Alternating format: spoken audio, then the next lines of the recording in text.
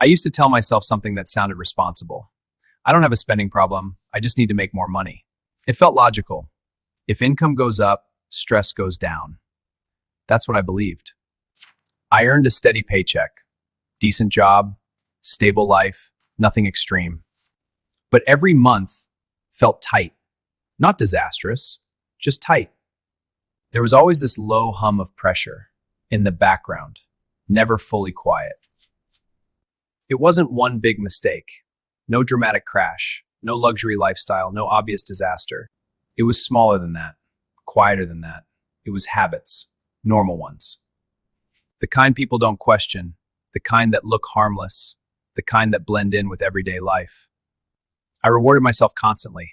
Long week, takeout. Stressful day, order something small. It felt earned. I told myself I worked hard, I deserved small comforts, and I did, but I never defined what small meant. So it kept expanding. Quietly, at the time, none of it felt reckless. It felt manageable. That's what made it dangerous. I upgraded things early. Not broken, not failing, just not exciting anymore. Phone worked fine, but the camera was better on the new one. That was enough. Same with clothes, same with tech, same with little home upgrades. Boredom is expensive. Shopping became a mood reset button. If I felt heavy, I'd scroll. If I felt stuck, I'd browse. If I felt tired, I'd click buy. It gave me a quick lift. A small sense of control for about 10 minutes. The feeling faded, the charge didn't, and the cycle repeated. Subscriptions stacked quietly. Streaming, apps, memberships. Each one felt tiny, individually harmless, collectively heavy. I stopped reviewing them. They became background noise, automatic withdrawals from an automatic life. Convenience cost me too. Delivery instead of cooking, express shipping instead of waiting, paying to skip effort. Sometimes it made sense, sometimes it didn't, but I rarely paused to decide which was which. I told myself time is money, but often it was just impatience. The hardest habit to admit? Avoidance. I avoided looking closely at my numbers. If I didn't check the account balance, I didn't feel the anxiety spike. Avoidance gave short relief. Clarity felt uncomfortable, so I delayed clarity again and again, until a fee showed up, or a card declined, or an unexpected bill landed, then I paid attention. Briefly, I also confused movement with progress, transferring $50 randomly to savings. No plan, no target, no structure, just good intentions. I was financially stressed despite earning a decent income. I spent first, saved what was left. Most months there wasn't much left. And every month I made the same promise.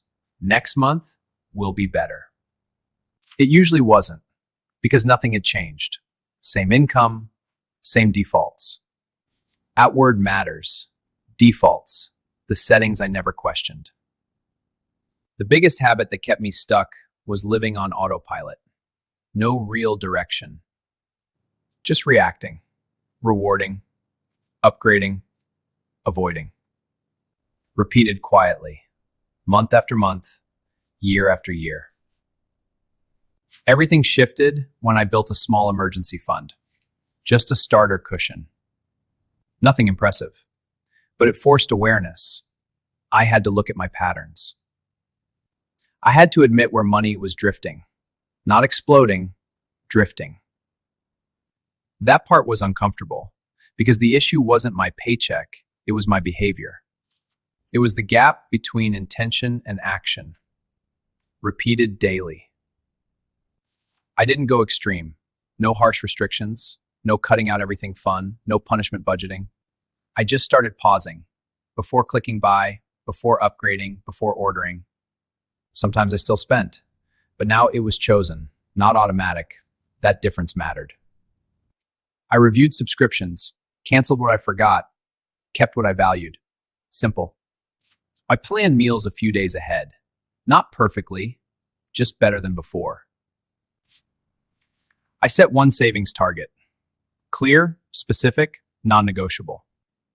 And I paid it first, before comfort, before convenience, before upgrades. That small shift created space, and space created peace. The low hum up pressure started getting quieter. Not gone overnight, but softer. Real breathing room didn't come from chasing a raise. It came from reducing leaks. Quietly, consistently, without drama, without extremes. I realized something simple. Money stress wasn't attacking me. My defaults were. And defaults can change. Not with hype, not with guilt, not with shame, with structure. In the next episode, I'll show you what I replace those habits with. Simple systems that don't rely on motivation, because motivation fades.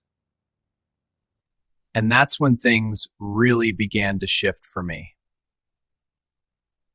If any of this sounds familiar, you're not alone. I was there too. See you in the next episode.